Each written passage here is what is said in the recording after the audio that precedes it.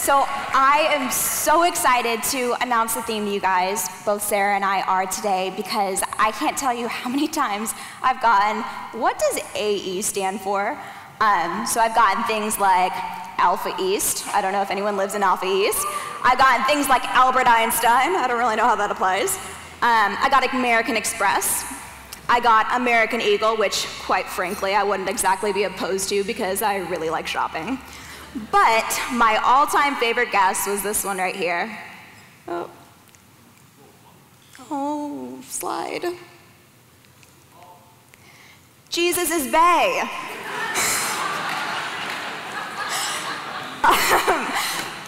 There's no B in it, but that's okay. So Sarah and I are here to tell you that our theme this year is not Bay, but altar.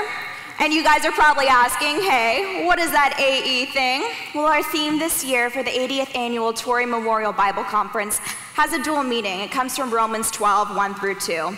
And Romans 12, 1 says, I appeal to you, therefore, brothers, by the mercies of God, to present your bodies as a living sacrifice, holy and acceptable to God, which is your spiritual worship.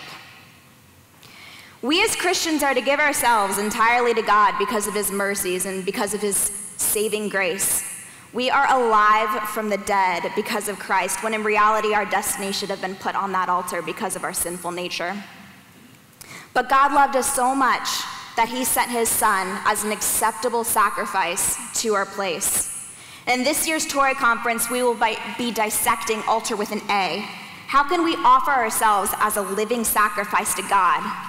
How can we bring ourselves to the altar as an act of spiritual worship?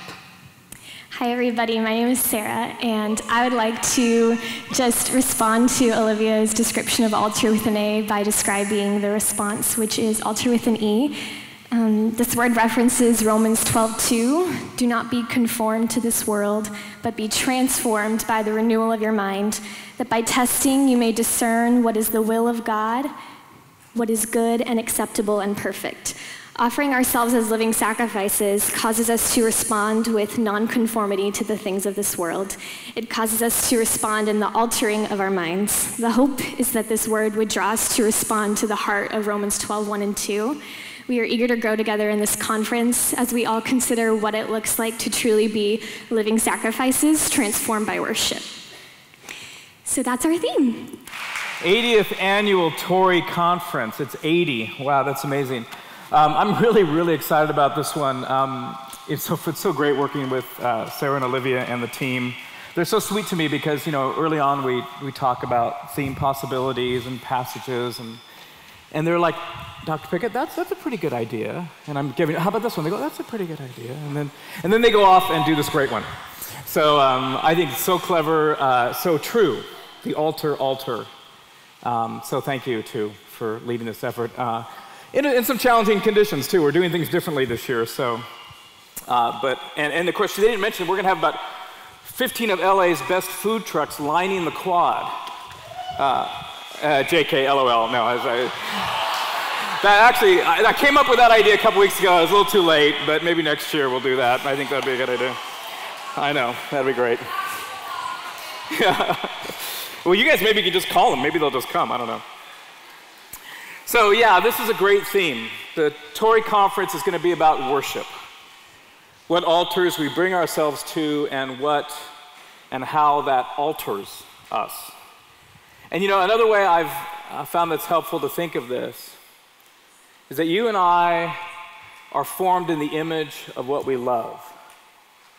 Think about that for a minute. You and I are inevitably formed in the image of whatever we love deeply. I don't think there's any question that we as humans are natural lovers. We are natural worshipers. We love to love things. Now, it's true that we love to disapprove of things too, right? It feels good to be against things. Our ego likes that. And we're quick to do it, right? We're quick to criticize, quick to evaluate, quick to take a stand, quick even to gossip. We like to be against. And in fact, setting ourselves rightly against something takes a lot of maturity. Again, because our egos are so quick to get involved. But thankfully, we're also lovers. We love to discover good things. We love to praise them. And almost in an echo of God after the creation of the world, we love to say, to look at something and go, this is good. And you can tell we love to love things because we're continually inventing words and images to praise them, right? So that place is cool. This recipe is amazing. Those waves are sick. That movie was rad. This team is on fire, or on fuego. This app is money. That band shreds. Those shoes are on fleek. I've done my homework. And the ubiquitous like, right? It's in our nature. We're made in the image of God. We seek to honor things and to glorify them. That's actually not a bad way to put it. You and I are looking for the good. We want to honor the good, and we want to glorify it. To glorify it means setting us, just go back one slide. Honor things means to seek the good, and then to kind of share that good with others. That's what glorify means, to share it. We love to know the good, and we love to show the good. We love to attend to the good, and we like to draw other people's attention to the good. We love to see things that are worthy, goods that are worthy, and of course our word worship comes from the word worthy. So we love to see things that are worthy and then to worship them. We love to honor and glorify the good. That's just how we were made, and that is a good thing. So as is clear in our vocabulary of praise that I just went through, we do this all day long, right? We are born glorifiers. We love to find good things and to share them with one another. That's a good. There is, though, a temptation for natural-born worshipers, right? And that is idolatry. Perhaps another more helpful term, though, is an older term, and it's a vice known as vainglory. And that's the title of a recent book by Rebecca Kondindik-DeYoung that's been helpful to me. But the word vainglory, of course, you know what glory now means. Glory means to publicize the goodness of a thing. That's what to give glory is, to find a good, and we glorify it by kind of publicizing, drawing attention to it. Well, vainglory, the word vain here means empty. All right, so vainglory is empty glory. When we glorify something that really isn't truly good. So we draw attention to it, but we're drawing attention to something that's empty. Or perhaps, put another way, we're giving more glory to it than it deserves. It's emptier than the publicity suggests. We over-glorify it. So when we bring our attention to it, vainglory occurs when, the goodness of the thing just doesn't measure up to how much we've glorified it. That Rebecca DeKendick says, the prideful desire superiority, but the vainglorious desire the show of superiority, in which we are showing something, but it's not quite what it should be. There's this new term called phubbing. I don't know if you've heard it. It's when we snub one another in favor of our phones. Snubbing with a phone, phubbing. You get it, right? Yeah, phubbing would be an example of over-glorifying something, passing up a greater good for a lesser good. As in, did you just phub me? In this case, we're honoring a good, and technology is a good, but we kind of honor it more than it deserves at the expense of a greater good, in this case, one another. And the claim from social scientists, by the way, is that phubbing is harming our relationships. So that's an example of a kind of vainglory. It's giving glory to something just a little too much, in which we're bypassing things that really deserve more honor and more glory. So I begin by saying that we are made in the image of what we love, which is to say that what we give our attention to and what we urge others to give their attention to affects all of us. The altars to which we turn alter us. So how does this actually work? Well, we know what Jesus said, right? he said in Matthew 6, "For where your treasure is, there will your heart be also." The late Biola distinguished professor of systematic theology, Robert Saucy, said, "You and I are exocentric creatures." By that he meant we seek our center outside of ourselves, exo. We're always looking for something outside of ourselves to ground us. And again, that's that's how we are created. We need God who is outside of ourselves and by his grace has placed us in us, but we need to find our center in something else. We're always looking for something to honor and glorify because we are made that way. That's how we're created. And so we're constantly looking for treasures, constantly looking for that center outside ourselves. And then when we find it, it goes into our heart. And that's why the sage in Proverbs says, watch over your heart, for from it is going to flow your life. Watch over your treasure. Watch over what you honor and glorify, because you know what? Your life is just going to flow from that, for good or for ill. So for our own sake even, we need to consider what is it that we honor and glorify? What do we bring to the altar, or which altars do we attend to, and how do these alter us? What do I present myself to, and what am I asking others to present them to? And you know, we do this not just for ourselves, but we watch over this for the sake of others too. Because it turns out humans, we learn by imitating one another. We do this unconsciously as children, right? When we're largely unscripted, we are looking for what we should value. Even that picture from the video. The next slide.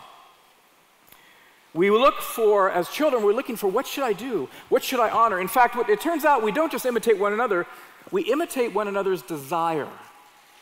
I'm going to say that again. You and I imitate one another's desire. We're looking around and saying, what should I desire? And as we see others desire something, we think, oh, that's what I should desire. So as children, maybe a particular toy is being ignored until one child picks it up. And the other children go, that must be valuable. I now want that toy. They're not just imitating that child's kind of play, they're imitating that desire. Suddenly that desire becomes valuable. As adolescents, we're wanting to know what's cool. And we wait for the cool person to desire something, and then we now consider that desirable. So you and I imitate one another's desire. What other people present themselves to, what other altars they worship at, alters the lives of those who are watching. Because you and I are looking, what should I desire? I like that we're lovers.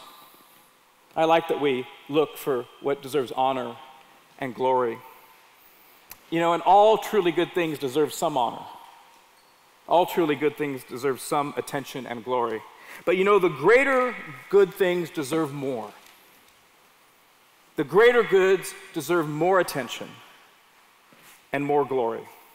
And so my prayer for us, beginning with this conference, is that we would not let maybe our desire for lesser goods, or even our disappointments with things, the inconveniences sometimes of a conference, or the imperfect conditions if there are, or the music we may not like. Those are goods, but don't let those lesser goods get in the way of your attention to the greater goods. What are the great goods to which we need to attend this week? What do we need to know, and what do we need to show? Because the most powerful way that we honor God is not just by pointing to him with our hands, although that can be commendable. But no, the most powerful way we glorify God is by you and I finding the greater goods and letting them alter us.